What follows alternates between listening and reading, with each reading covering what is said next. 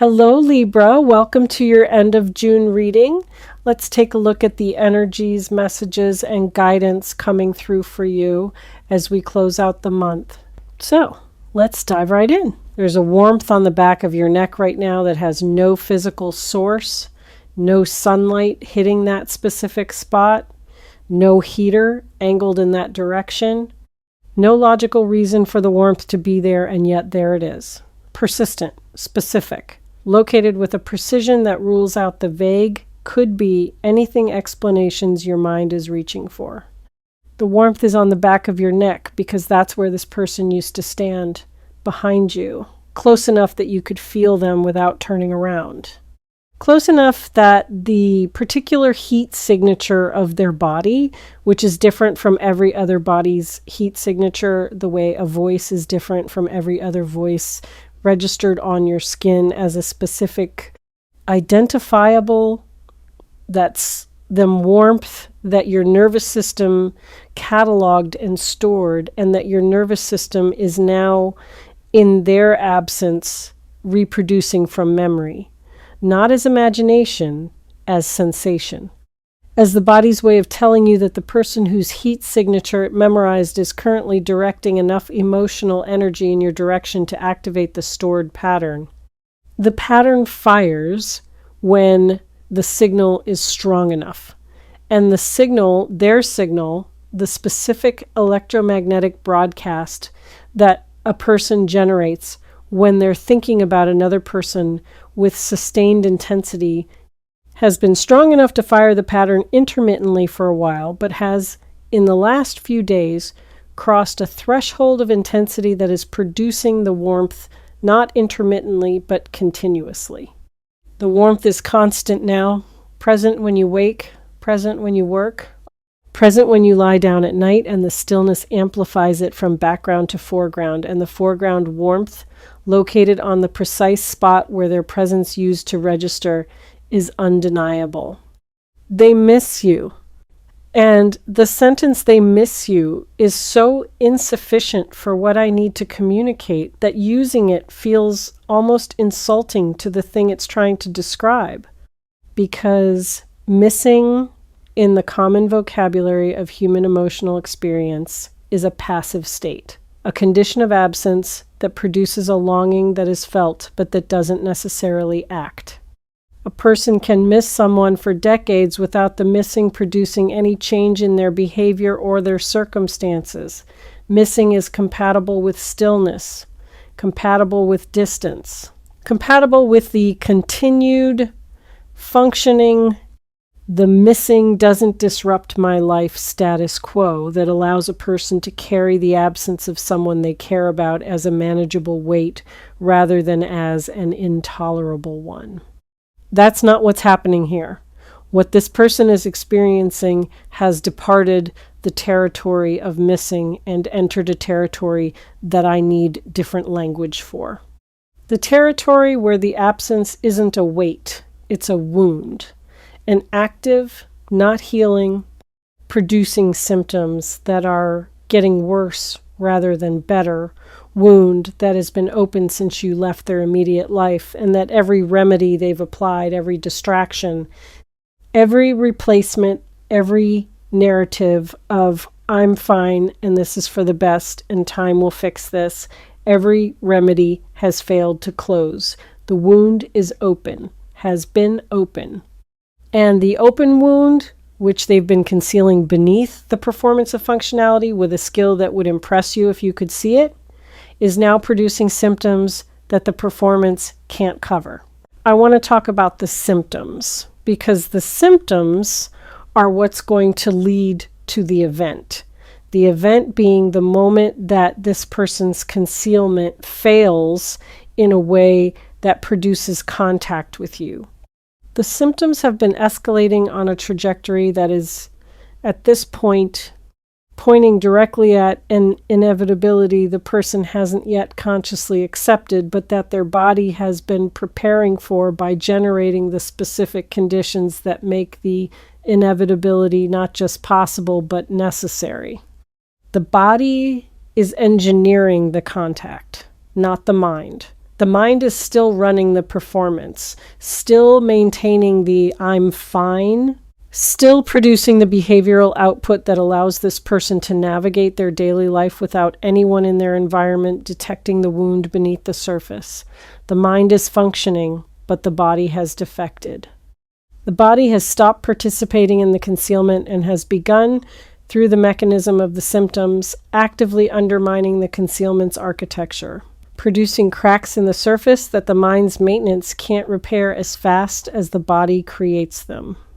The first symptom was the sleep.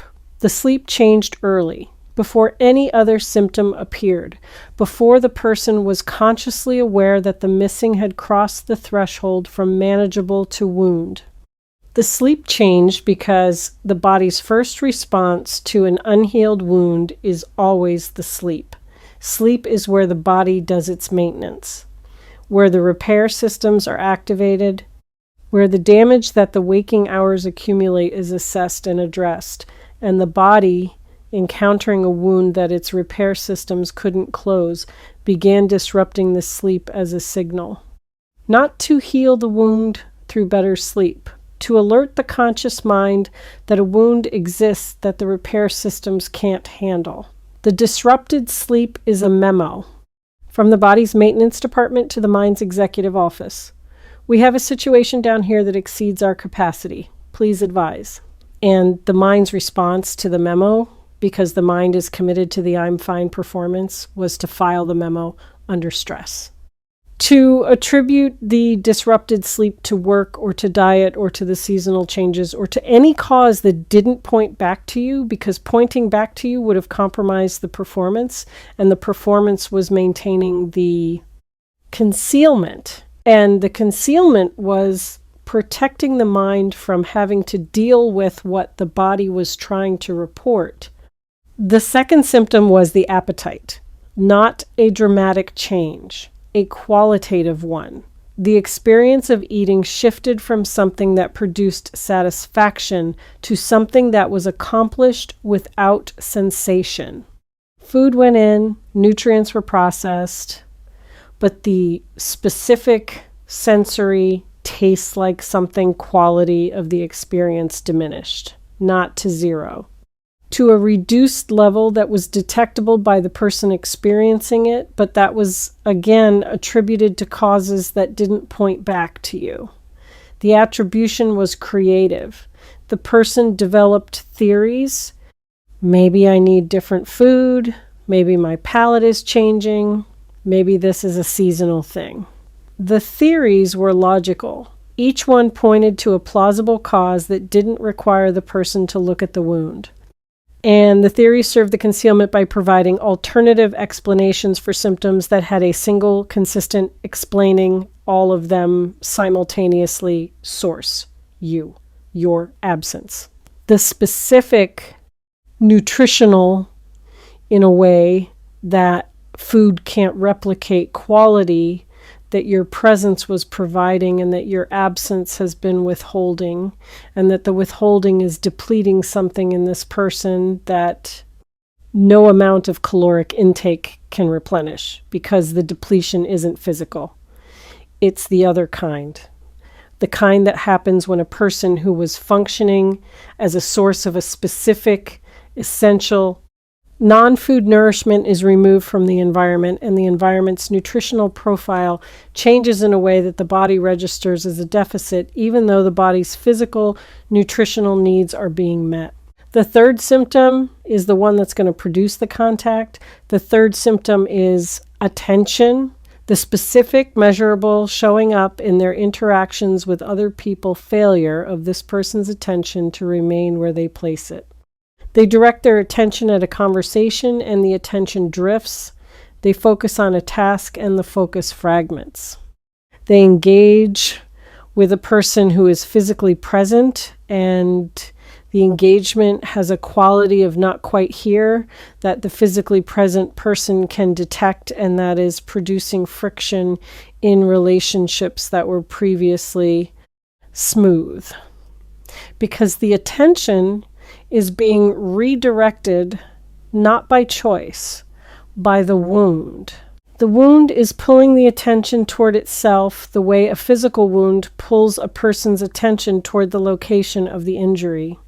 You don't choose to think about a cut on your finger.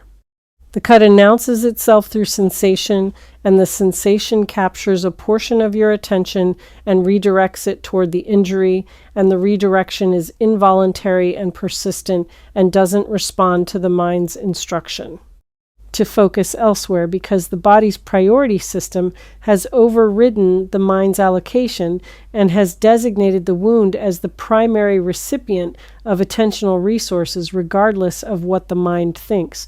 The primary recipient should be the attention is being pulled toward you specifically, not toward the memory of you, which would be a cognitive event and would be addressable through cognitive means, toward the felt sense of you, which is a somatic event and which is addressable only through the specific body level remedy that the body is demanding, your presence.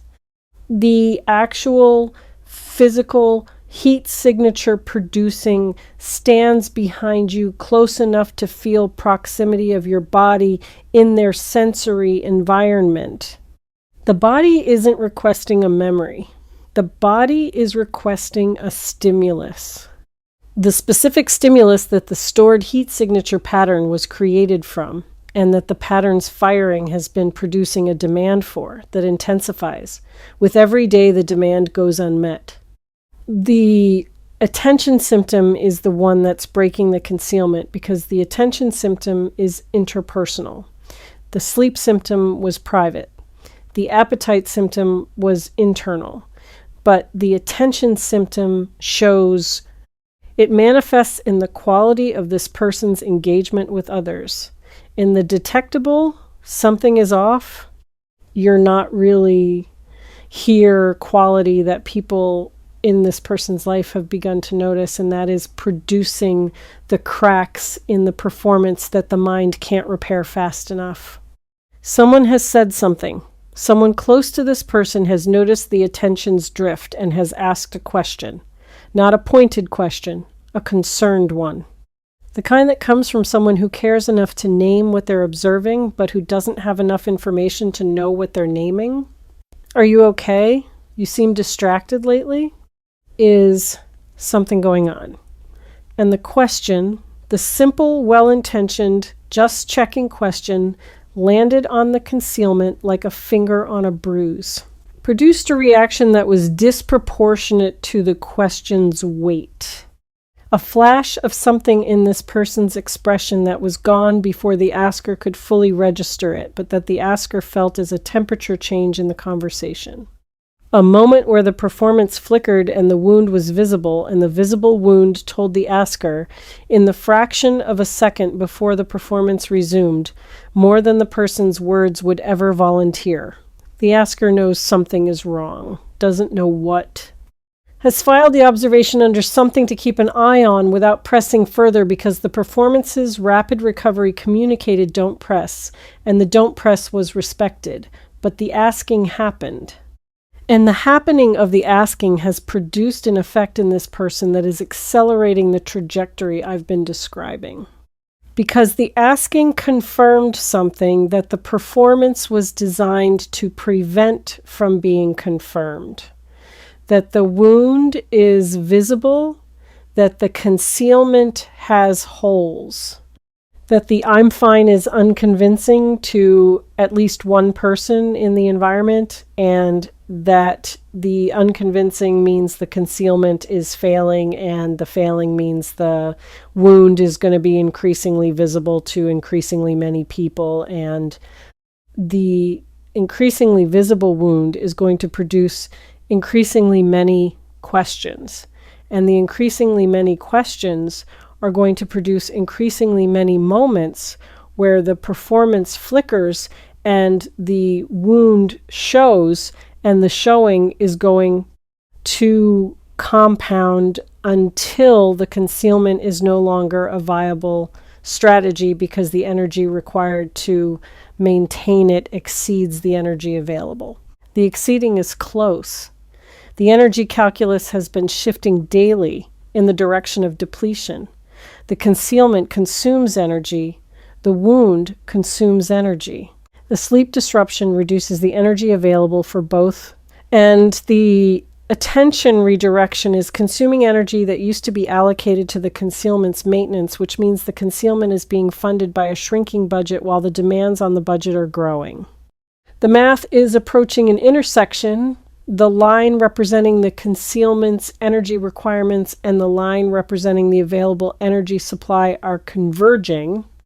And the point of intersection is the point where the concealment can no longer be funded, where the performance stops, where the I'm fine drops because the energy to maintain the fine is no longer there, and what's behind the fine, which is the wound, which is the missing that is no longer missing but something active and urgent and symptomatic.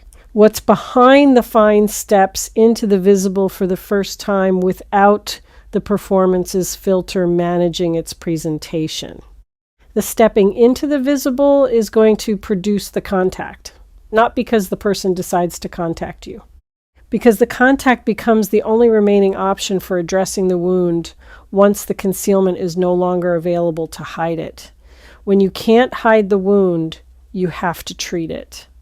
And the treatment, the only treatment, the body has been requesting through every symptom it's been generating since the wound was opened, is you, your presence.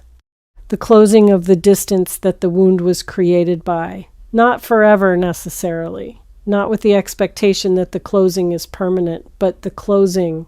The specific measured in actual distance involves actual proximity, requires actual physical presence, closing of the gap between where they are and where you are that the body has identified as the wound's remedy, and that the body has been demanding through increasingly loud symptoms because the mind kept filing the memos under something other than their actual subject.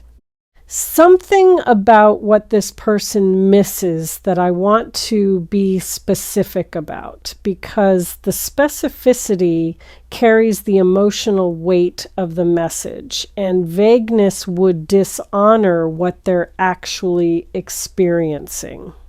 They don't miss you in the aggregate. Don't miss the general fact of your existence in their life. They miss you in the particular, in the specific, in the so precise it would embarrass them if you knew way that a person misses when the missing has had time to distill from a general ache into a catalog of absences that are individually identified, individually felt, individually producing their own dedicated thread of longing that runs alongside every other thread until the threads are so numerous that the longing isn't a single feeling anymore. It's a fabric. A woven, every thread connected to every other thread, can't pull one without affecting all textile of missing that covers their entire emotional surface, and that they've been wearing underneath the performance the way a person wears a garment under a suit, hidden, present, felt with every movement. They miss the way you listen. Not the fact that you listen, but the specific way. The particular quality of attention you bring to the act of hearing another person speak that is different from every other person's listening in a way that is felt rather than seen. The way your body stills, the way your eyes do a specific thing that communicates not just I hear you, but I'm constructing what you're saying inside my own experience so that the understanding I'm building isn't conceptual but experiential. You don't just comprehend what people tell you, you inhabit it. You move into the thing being described and walk around inside it, and your response when it comes has the quality of someone who has been where the speaker is, rather than someone who observed where the speaker is from a comfortable distance. That quality, that inhabiting, that specific can't be trained either you do it or you don't way of receiving another person's communication that makes the person feel not just heard, but entered. They miss that.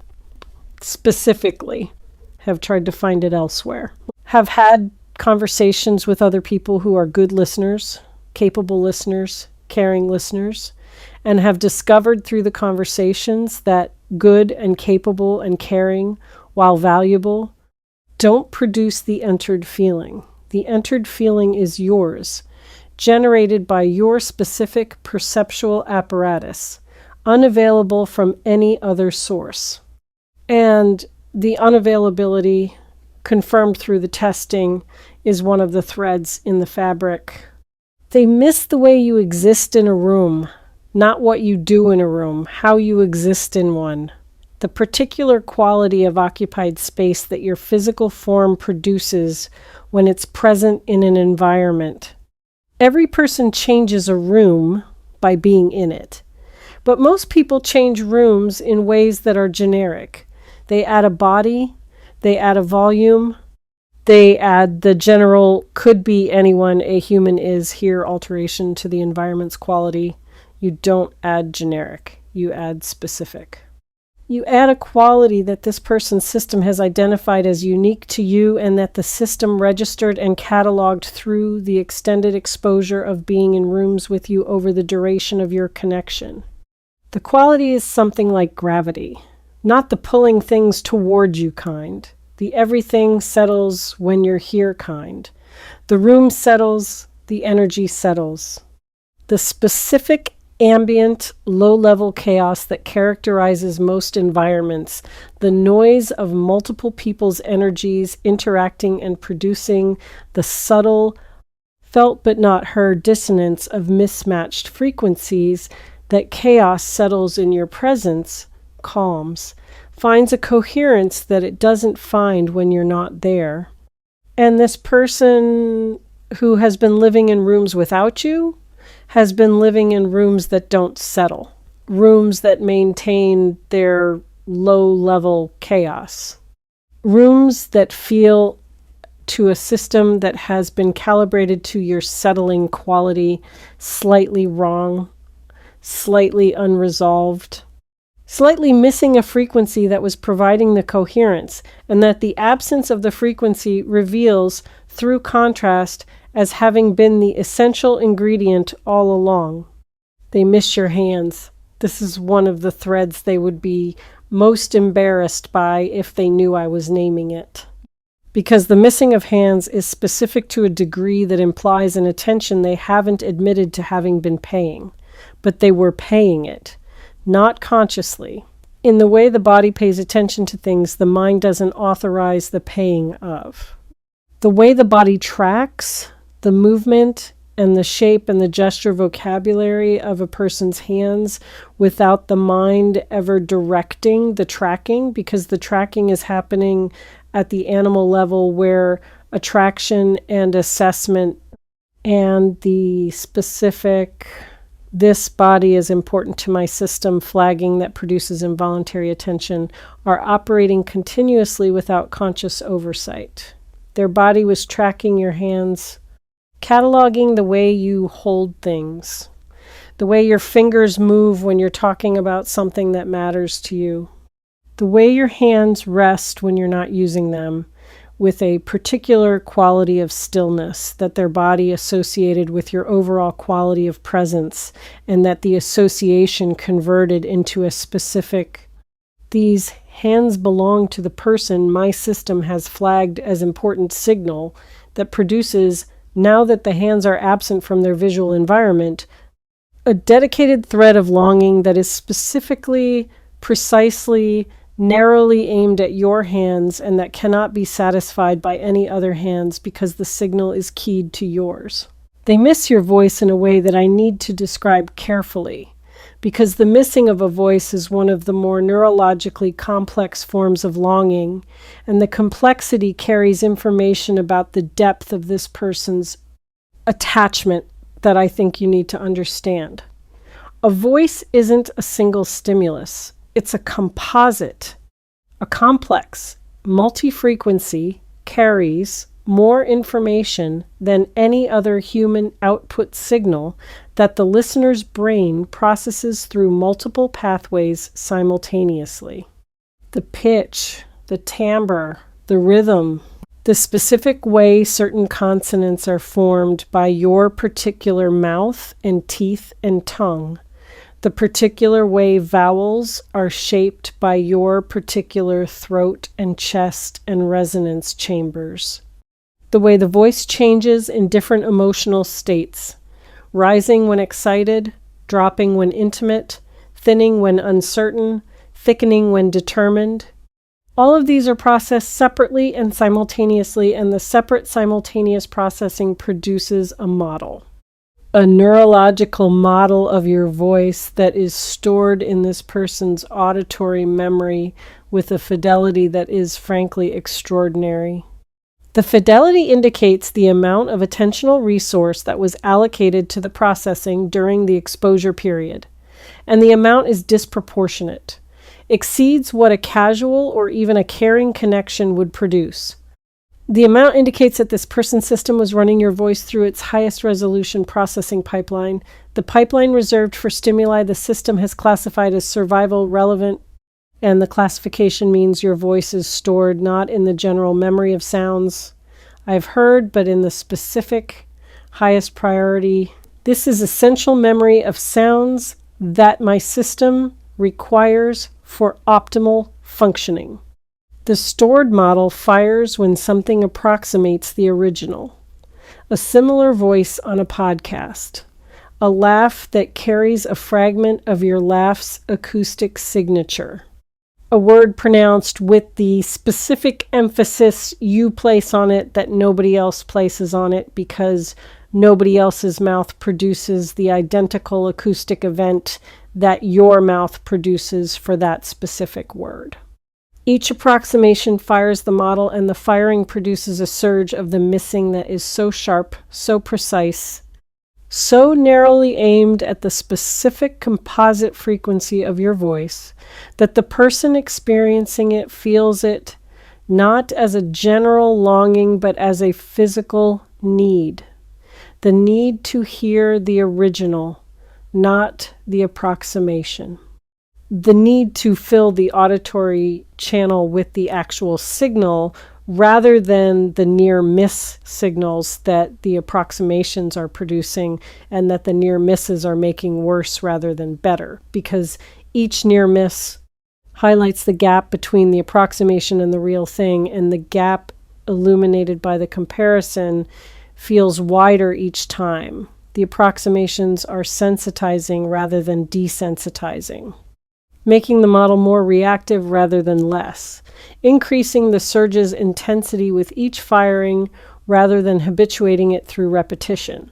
The model wants the original. The approximations are making the wanting more acute, and the acute wanting running continuously through the auditory system, consuming attentional resources that the concealment needs for its maintenance, is one of the primary tributaries feeding the attention symptom that is breaking the concealment from the inside. Something about all of this that I think constitutes the most important thing this person would want you to know if they were capable of articulating it, which they're not yet, because the articulation requires the removal of the concealment, and the concealment hasn't fully failed yet. The most important thing is this: the missing has taught them something that the having never could. The having, the period when you were present in their life, was characterized by a particular quality of perception that is only visible in retrospect. The quality was assumption. The assumption that what you provided was the baseline, was the normal temperature of their existence, was the standard condition rather than the exceptional condition. The assumption didn't feel like an assumption at the time. It felt like reality. The settling of rooms was just how rooms were. The entered quality of listening was just how conversations felt. The specific composite frequency of your voice was just what the auditory environment sounded like. None of it was registered as you. All of it was registered as the way things are. And the registering as normal, which is the defining feature of assumption, prevented the appreciation that the exceptional warranted, because you can't appreciate what you've classified as normal. You can only miss it. And the missing, which is the emotional state that the loss of the normal produces, is the mechanism through which the normal is reclassified as exceptional. The loss teaches the lesson the having couldn't. The lesson that says this wasn't normal, this was you. And the you-ness of it, the specific, irreplaceable, exists only when this particular person is present quality that the having assumed and the missing has revealed, is the thing that this person is now living without, trying to live without, failing to live without in ways that are producing the symptoms that are breaking the concealment that is going to produce the contact. The extraordinary came to you. That's the title's claim. And I want to address the claim directly, because I think the word extraordinary, like the word missing, needs to be specified in order to carry its actual weight. The extraordinary isn't a person, isn't a gift, isn't an event that arrives from outside your experience and adds something you didn't have. The extraordinary is a recognition. The specific arrives through someone else's experience of your absence recognition that what you provide to the people in your life is not ordinary, is not standard, is not the replaceable, could get it from anyone, one of many quality that the assumption of normalcy suggested during the having. The extraordinary is the understanding purchased by this person through the specific, can't be acquired any other way currency of your absence, that you are a singular phenomenon, not better than other people, singular, operating at a frequency that this person's system has identified as uniquely matched to its own requirements, and that the matching produces effects, the settling, the entering, the composite signal, the heat signature that no other person's frequency produces, regardless of that other person's quality or compatibility or caring.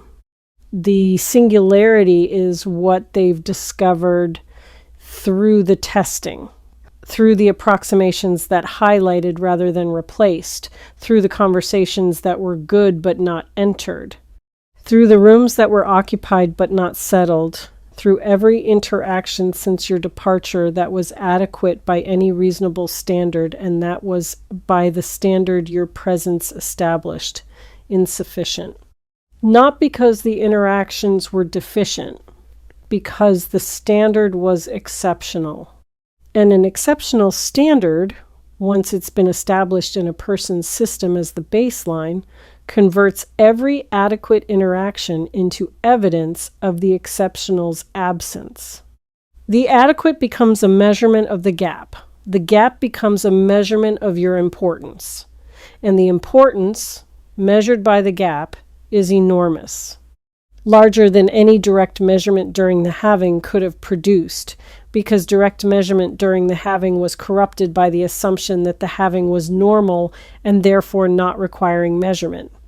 The indirect measurement, the gap-based measurement, the absence-revealed measurement is the accurate one. And the accurate measurement is what's producing the symptoms. Because the system, having accurately measured the importance, is generating a response proportional to the measurement. And the proportional response, given the measurement size, is the wound. The sleeplessness, the flattened appetite, the fractured attention, all of it proportional, all of it the system's accurate, calibrated, appropriately scaled response to the loss of something it has correctly identified as extraordinary. Here at Mary's Angel Tarot, I want to address the didn't see it coming dimension of this message, because the not seeing is important for both of you. You didn't see the extraordinary coming because the extraordinary arrived in ordinary packaging, didn't announce itself, didn't wear the markers that the world associates with significant connections, didn't produce the dramatic, unmistakable, this is different signals that you've been trained to look for by a culture that conflates intensity with significance, and that therefore conditions you to expect significant connections to feel intense from the beginning. Your connection with this person didn't feel intense from the beginning. It felt easy, comfortable, natural in a way that didn't trigger the significance detection system, because the system was calibrated for intensity, and natural isn't intense. Natural is the opposite of intense. Natural is the absence of friction, the absence of the dramatic, attention-capturing, something is happening quality that intensity produces and that the significance detection system monitors for. And the absence of that quality, the easiness, the comfortableness, the naturalness, caused you to classify the connection in a category that didn't include extraordinary, because extraordinary in your catalog was filed next to intense, and this connection wasn't intense. It was easy, and easy in the catalog's organization was filed next to ordinary. The misfiling was mutual.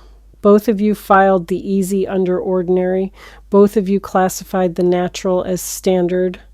Both of you walked through the having with the particular comfortable.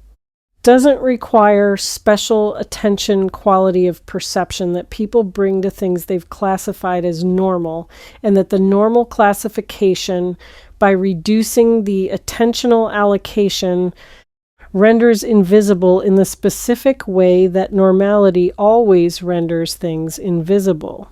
The extraordinary was invisible, hidden by its own naturalness, concealed by the very quality that made it extraordinary. Because the most extraordinary quality a connection can have isn't intensity or chemistry or the dramatic, attention-capturing qualities that the world celebrates. The most extraordinary quality is naturalness. The specific, only possible when the frequencies are matched, can't be manufactured. Either it's there or it isn't quality of two people being easy in each other's presence. The ease is the extraordinary. The ease is the signal that the frequencies are matched. The ease is the evidence felt in the body as comfort and classified by the mind as ordinary, that the connection is operating at a level of resonance that is rare enough to qualify as extraordinary by any standard except the one the culture has been using, which equates extraordinary with dramatic and therefore misses the most extraordinary connections of all, the quiet ones, the natural ones. The easy ones that you don't see coming because they don't look like they're coming, they look like they're already here, have always been here, are as unremarkable as breathing. And the unremarkable quality, the breathing quality, is the quality that makes them irreplaceable once they're gone. Because you can live without the dramatic, you can survive the loss of the intense, but you cannot, the body cannot indefinitely sustain the loss of the easy, the loss of the matched frequency, the loss of the breathing. Because the breathing isn't a luxury. The breathing is a necessity. And the necessity, classified as ordinary during the having, is being reclassified through the absence as the extraordinary thing it always was. They didn't see it coming. The extraordinary, the recognition that what you provided was singular, the understanding that the easy, the natural, the comfortable, the normal was not normal at all, but was the rarest, most valuable, most system-essential quality a connection can produce. They didn't see it because they were inside it. And the inside of the extraordinary, when the extraordinary takes the form of ease rather than intensity, looks exactly like the ordinary. Feels exactly like the ordinary. is indistinguishable from the ordinary by any instrument except the one that can only be calibrated by the extraordinary's removal, the instrument of absence. The instrument that measures what was there by measuring what's missing. And the measurement, conducted involuntarily by this person's system since your departure, has produced a result that is currently reshaping this person's understanding of their own history with you. Reshaping every interaction, every conversation, every room you were both in, every moment of the easy that was experienced as unremarkable at the time and that is being re-experienced through the lens of the absence-calibrated instrument as remarkable as extraordinary. As the specific can never be replicated was right there, and I was classifying it as normal thing, that the loss has revealed as the most important thing that has ever been in this person's life. The most important thing. That's not hyperbole. That's the measurement's finding, produced by the instrument of absence, confirmed by the testing of approximations, validated by the symptoms that are proportional to the measurement's scale. The most important thing, filed under ordinary, treated as normal. Experienced with the casual, doesn't require special attention quality that the misfiling produced. And now, through the specific, can't be taught any other way education of the loss, recognized as what it always was, as what it will always be, as the thing that this person's system was built to connect with, and that every other connection, however good, however meaningful, however enriching on its own terms, is measured against and found to be operating at a different frequency. Not a wrong frequency, a different one. And different when the system has been calibrated to yours is the space where the longing lives. Something about what's going to happen next that I need to prepare you for is the form the contact takes when the concealment finally fails and the contact becomes inevitable. The form isn't going to be what you'd expect. Not a call, not a planned meeting, not the deliberate, I've thought about this. Here's what I want to say, communication that a person produces when they've decided to reach out and have prepared the reaching. The form is going to be accidental, which is to say, it's going to look accidental. The concealment's failure isn't going to produce a moment of clear, conscious decision. It's going to produce a moment of lost containment. A breach in the performance that occurs not through the person's choice, but through the performance's exhaustion. A moment where the energy for the concealment runs out mid-interaction, possibly in your presence if proximity is possible, possibly through a digital channel if proximity isn't, and the running out produces a glimpse, a flash, an involuntary exposure of the wound through a crack in the performance that the person didn't choose to open and that they're going to be horrified to discover has opened, and that the horror is going to produce a reaction, a scramble to reseal. That is itself going to be a communication, because the scramble communicates as loudly as the wound. The scramble says there's something here I'm trying to hide from you.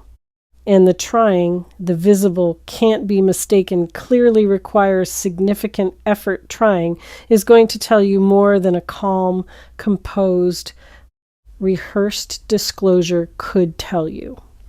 Because a calm disclosure is managed, the scramble is unmanaged, and unmanaged reactions are the body's truth delivered without the mind's editorial supervision. The accidental glimpse is going to produce a moment between you and this person that is unlike any moment you've previously shared. A moment where the performance has failed and the wound is visible and the scramble is underway, and both of you are standing in the specific, charged, The concealment just broke atmosphere of a truth that was supposed to remain hidden, being suddenly, involuntarily exposed to the one person it was most carefully being hidden from. And the atmosphere, the specific quality of the air in the moment of the accidental exposure, is going to carry a quality that I want to name, because naming it is going to help you recognize the moment as an opportunity rather than experiencing it as an accident. The quality is rawness. The specific, unprocessed, this hasn't been through any filter quality of an emotion being seen at the exact moment it breaks containment, before the mind has had time to manage it into a more presentable form. The rawness is what the mind was preventing you from seeing. The rawness is what the concealment was concealing. And the rawness in the moment of its involuntary exposure is going to communicate the full scope of what this person has been carrying in a way that no composed disclosure, however honest, could match, because composed honesty has been filtered, has been processed, has been through the mind's editorial department, and has emerged in a form that is true, but that has been optimized for reception rather than for accuracy. The rawness hasn't been optimized for anything. It's just there in its actual shape, at its actual weight, in its actual dimensions, uncut, unpolished. The emotional equivalent of an unedited first draft that carries more truth per sentence than any revision could produce, because the revision's process, by its nature, prioritizes readability over reality, and the rawness's nature prioritizes nothing except existing as itself. You're going to see this person as they actually are in the moment of the breach, without the management, without the performance, without the concealment that has been standing between their actual experience and your perception of their actual experience for the entire duration of the concealment period. You're going to see the wound, the real one, not described, not narrated, not translated through language, that converts the wound's somatic reality into the cognitive format of "I miss you." The actual wound, visible on their face, in their eyes, in the specific thing their body does, in the fraction of a second between the containment's failure and the scramble's activation. That fraction, that sliver of time, that brief window where the truth is visible and the management hasn't yet reasserted control, that's when you're going to see it. And what you see in that fraction is going to change your understanding of this person's experience of your absence in a way that no amount of conversation, no amount of confession, no amount of words of any kind could produce, because words are the mind's medium, and the mind has been managing the presentation, but the fraction isn't the mind's medium. The fraction is the body's medium, and the body in the fraction tells the truth with a completeness and a precision that the mind's medium can never match. What you do with what you see in the fraction is going to determine the trajectory of the next phase of this connection.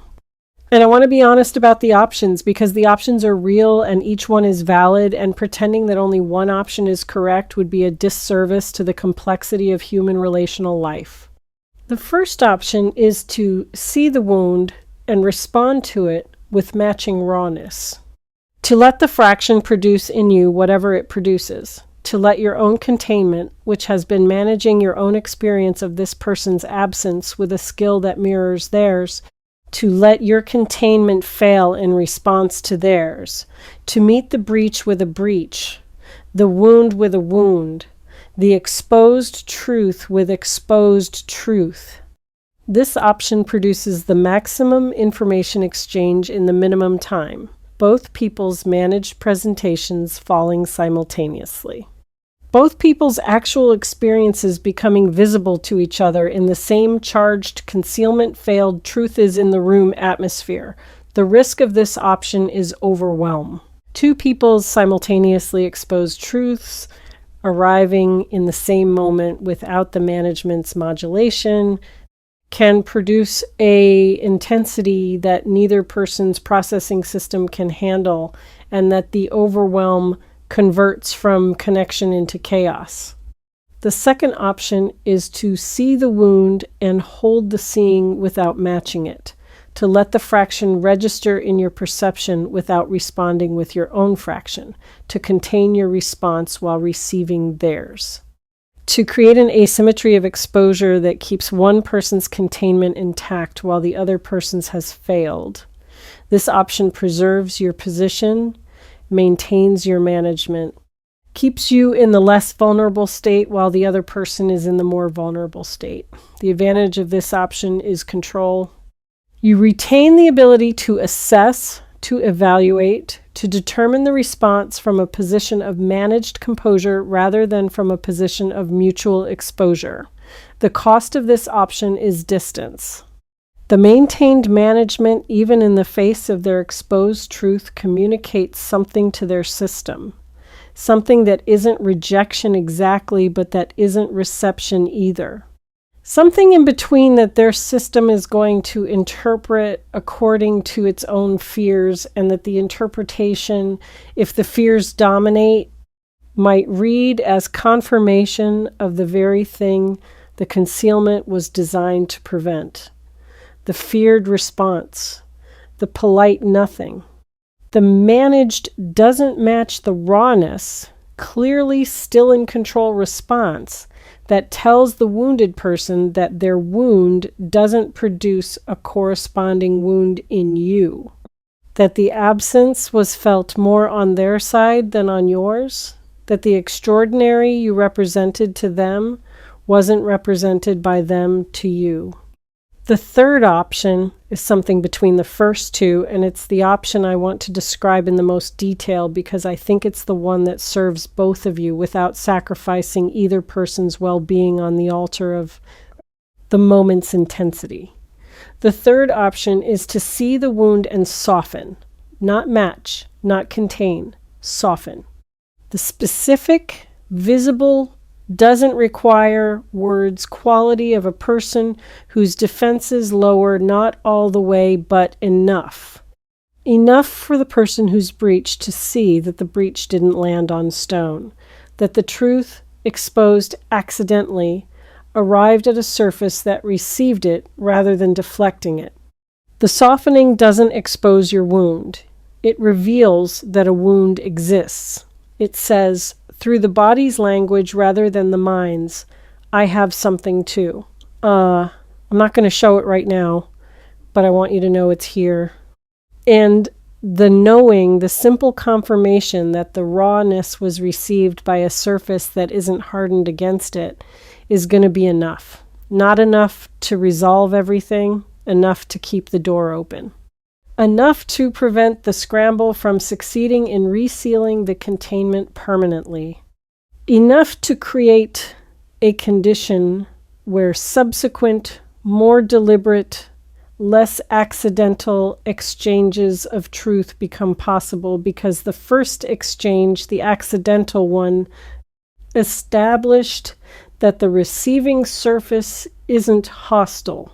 I want to talk now about the didn't see it coming dimension from your perspective rather than from theirs, because your didn't see it coming is different from theirs, and the difference matters. Their didn't see it coming was about the extraordinary being hidden by the ordinary. Yours is about something else. Yours is about the effect you have on people being invisible to you, because the effect is generated by qualities you experience as normal, as default. As the standard, unremarkable, doesn't warrant special attention way you move through the world. You don't know what you do. That sentence is going to land as false modesty, and I need to tell you it isn't. You genuinely don't know. The listening quality, the room settling quality, the composite frequency of your voice and your presence and your specific way of occupying space, none of that is visible to you from the inside. You experience it as just being yourself, as doing nothing special, as showing up in the same way you've always shown up without applying any technique or strategy or deliberate effort to produce the effects that other people feel. And the invisibility of the effect from the inside is what makes the feedback, when it arrives in the form of someone's raw, wound-exposed, concealment-failed response to your absence, so disorienting, because the response is proportional to an effect you can't see, proportional to an impact you don't know you're having, proportional to a quality you don't know you possess, because the quality, being natural to you, is as invisible as the air you breathe and as essential to the people who breathe it alongside you as the air itself. The disorientation of discovering that your natural felt as ordinary, didn't know it was doing anything way of being in the world is producing extraordinary effects in the people around you is the thing you didn't see coming, not the person's feelings, your own significance, the scope of your own impact, the dimensions of your own importance, as measured not by your assessment of yourself, but by the specific, can't be argued with, visible in the wound evidence of what your absence produces in a person whose system was calibrated to your presence and whose calibration, disrupted by the absence, is generating symptoms proportional to the disruption scale. The scale of the disruption is the measurement of your importance. And the measurement delivered through the medium of someone else's suffering rather than through the medium of someone else's praise is the most reliable form of feedback available. Because praise can be offered from a position of social convention rather than genuine assessment, can be calibrated to what the praiser thinks the praised person wants to hear, rather than to what the praiser actually observes. But symptoms can't be performed. The wound can't be faked. The sleep disruption, the flattened appetite, the fractured attention, the failing concealment, all of that is the body's honest testimony about the magnitude of your significance to another human being's system. And the testimony, unperformable and therefore trustworthy, is telling you something that no amount of self-assessment, no amount of mirror gazing, no amount of the internal evaluation that you use to determine your own value could ever produce. The testimony is telling you that you are essential to at least one person, in a way that the essential person's body has confirmed through the specific symptom-generating, concealment-breaking, can't be hidden from eventually process of trying and failing to live without you. Something I want to address before this closes is the specific quality of what comes next, because the breach is the beginning, not the end. The fraction where the wound is visible is the opening of a channel that, if handled with the softening I described, produces subsequent exchanges that are progressively more deliberate and less accidental. The first truth exits through a crack, the second through a window, the third through a door. Each exchange widening the aperture through which the truth can pass until the aperture is wide enough that the truth doesn't need to escape. It can walk at normal speed, without the pressure-driven, containment failure urgency of the initial breach. And the walking truth, the truth that exits at normal speed through a normal-sized opening, is where the real conversation begins, not in the crisis of the breach. In the calm that follows when both people have seen enough to know that seeing is safe and that the seeing, however uncomfortable the initial exposure was, produced more relief than harm, and that the relief accumulated through subsequent exchanges is converting the wound from an active injury into a healing one. The healing requires your presence, your actual presence. the heat signature that the body has been requesting through every symptom, the composite frequency that the auditory model has been demanding through every approximation-triggered surge. The room settling quality that every unsettled room since your departure has been lacking, all of it. Your actual physical exists in 3 dimensions and radiates at a specific frequency presence in this person's environment. Not as a permanent installation necessarily, as a visitation, a returning, a specific, limited, I'm here for now period of proximity that allows the body's demand to be met and the wound's remedy to be administered and the system's calibration to be refreshed by the contact with the original signal, rather than continuing to deteriorate through exposure to approximations that highlight the gap without closing it. The visitation is approaching through the mechanism of the concealment's failure, through the accidental breach that produces the fraction, that produces the seeing, that produces the softening, that produces the subsequent exchanges, that produce the walking truth, that produces the conversation, that produces the acknowledgement, that produces the specific, both people arriving at it through different routes, but arriving at the same conclusion that the absence has been too long and the wound is too real, and the extraordinary, the quiet, natural, easy, didn't see it coming extraordinary deserves better than the concealment's management and the performances I'm fine and the mutual misfiled, classified as ordinary treatment that allowed the most important thing in both of your lives to be walked away from as if it were the least important. It wasn't the least important, it was the most. And the most recognized through the specific education of the loss, valued through the specific metric of the wound, confirmed through the specific mechanism of the body's honest testimony, the most is about to be treated as the most for the first time by this person.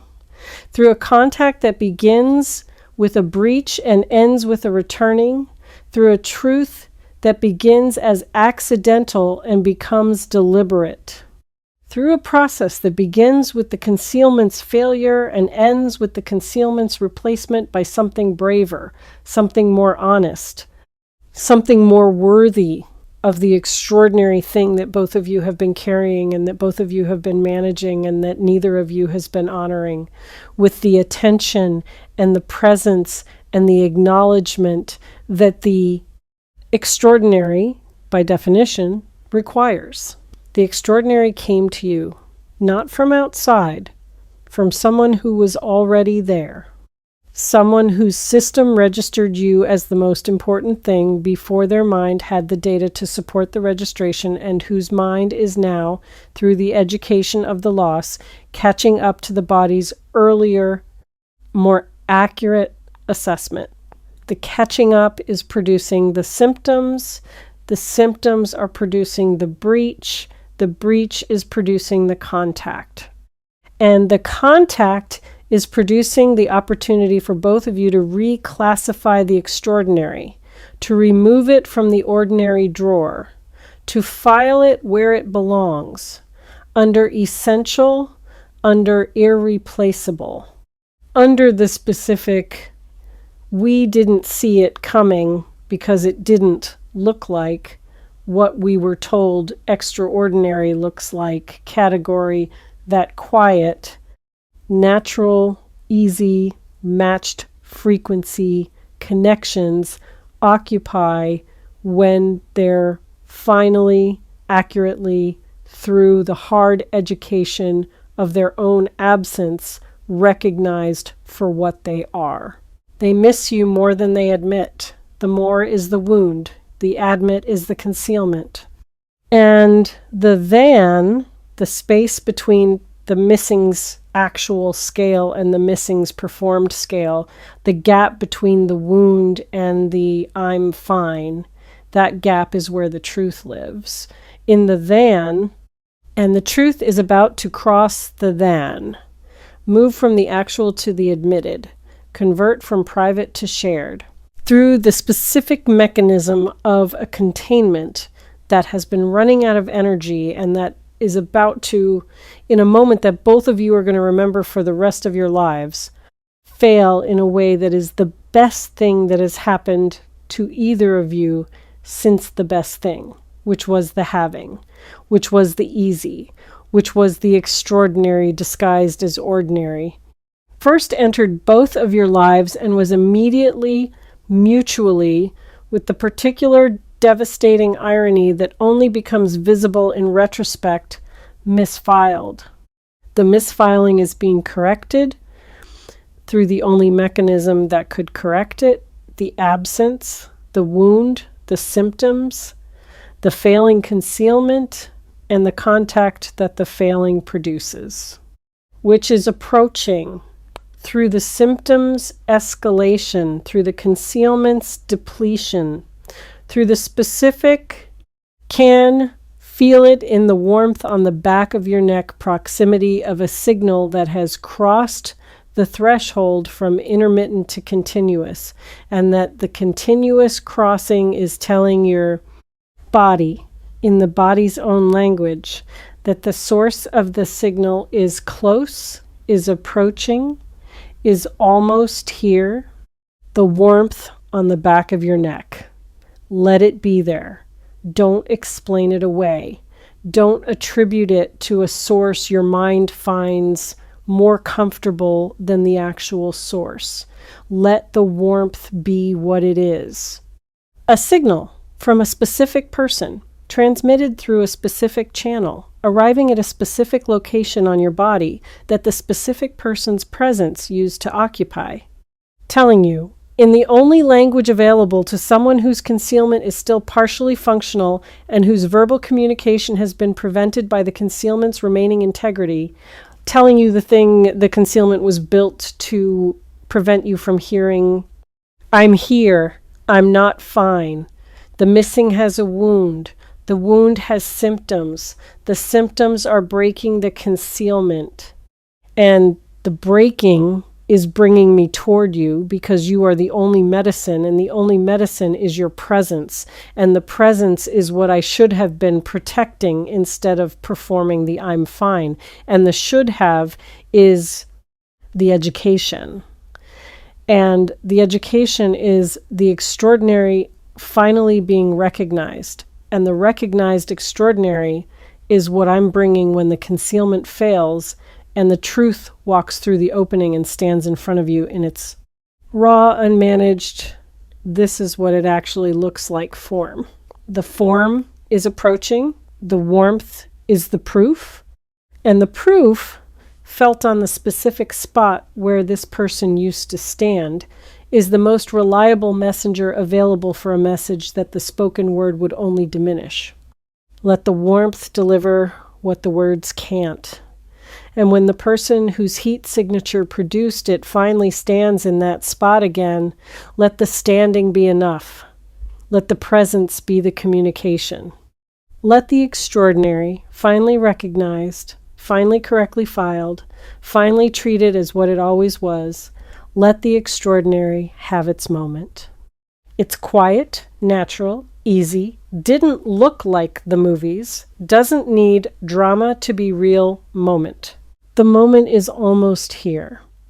And what it reveals about them, about you, about the connection that was always extraordinary and that the ordinary disguise was simultaneously protecting and concealing, what it reveals is going to be worth every day of the absence that made the revealing possible.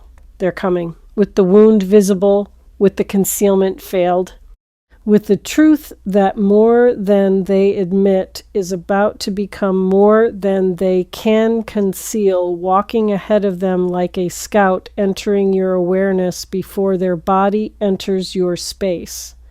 The scout is the warmth is the truth's advance team, and the truth, the full truth, the raw and unmanaged and accidental and beautiful truth is right behind it. All right. Thank you so much for watching Mary's Angel Tarot. Take care of your energy, and I'll see you in the next reading. Bye.